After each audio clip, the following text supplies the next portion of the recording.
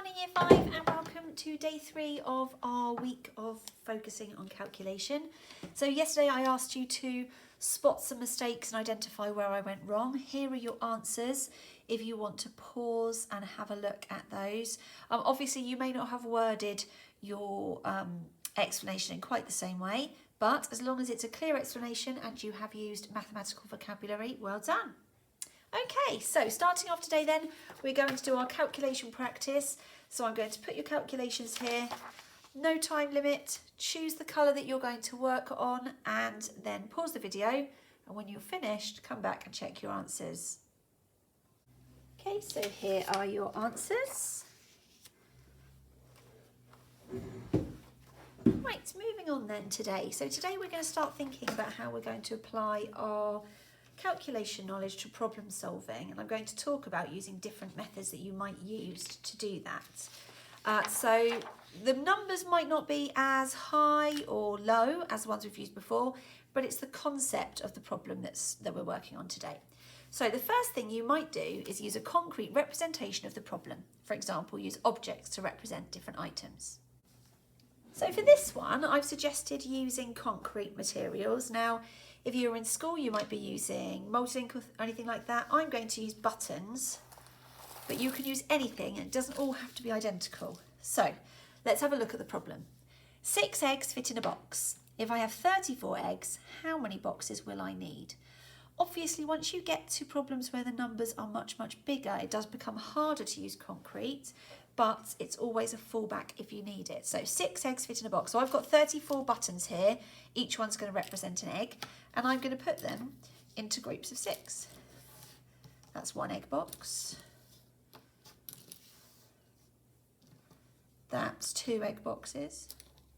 It's not the size that matters at the moment, it's just the amount. Okay, that's 3 egg boxes. That's 4 egg boxes. 4, 5, 6. That is 5 egg boxes. Oh, I've just checked, I've got 6 in each box there. 6, 12, 18, 24, 30. Oh, I'm one short, 34. Right, so I've got, please do double check you start with the right amount. So I've got 34 eggs. How many boxes will I need? Well, I've got 1, 2, 3, 4, 5 full boxes, but these 4 eggs do need a box. So the answer isn't actually 1, 2, 3, 4, 5. It's 6 boxes. I will need 6 boxes.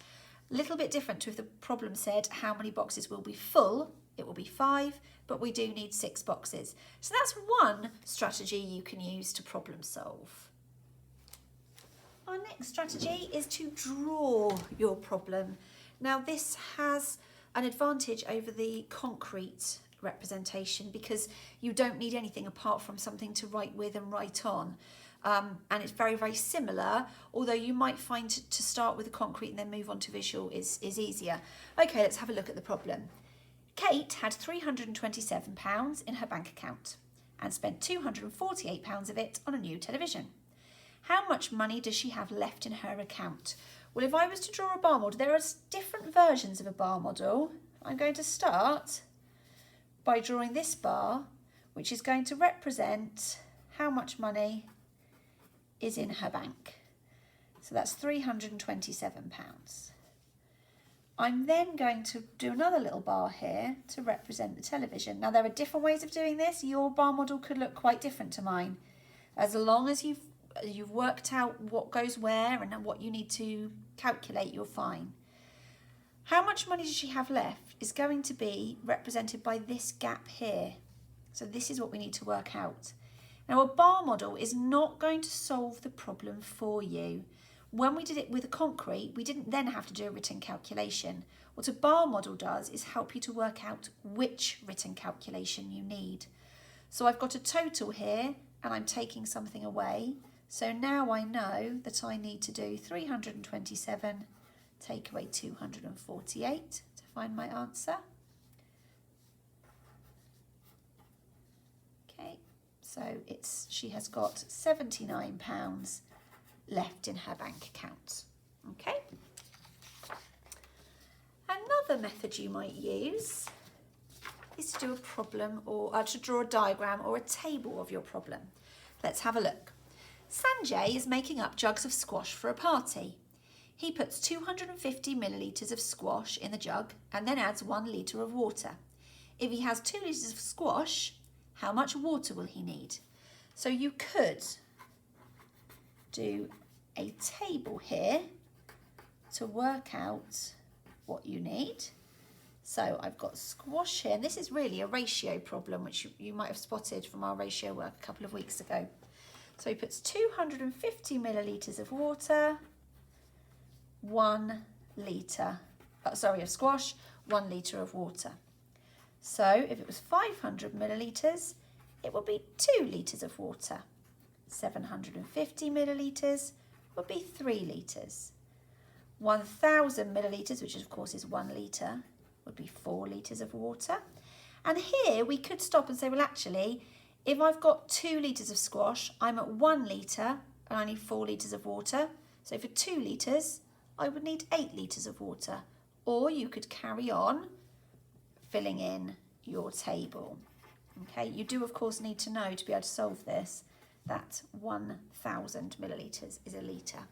So he will need 8 litres of water. It's another sort of representation, a visual representation that you might use. Okay, finally, what we might do is use keywords in the problem. This is fine, except sometimes there are a few red herrings, so you might want to use it alongside one of the other strategies. The problem is this.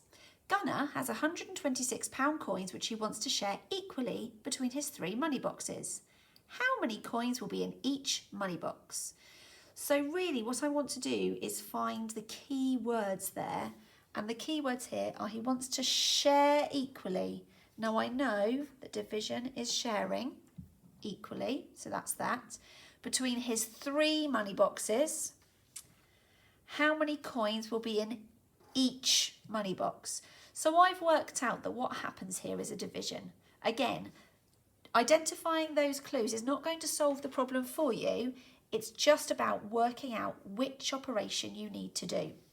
So I've got £126 coins and I'm going to share them into 3 money boxes. Okay, some of you might have been able to do that in your head. It's going to be £42 in each money box. Okay, so today you have some word problems to do. Use any of the strategies you like, as long as you find an answer. And please could you write your answer clearly? So if the answer says how many kilometres, please could you put the lorry needs to travel X amount of kilometres. Okay, there's your task, and I'll be back tomorrow with your answers.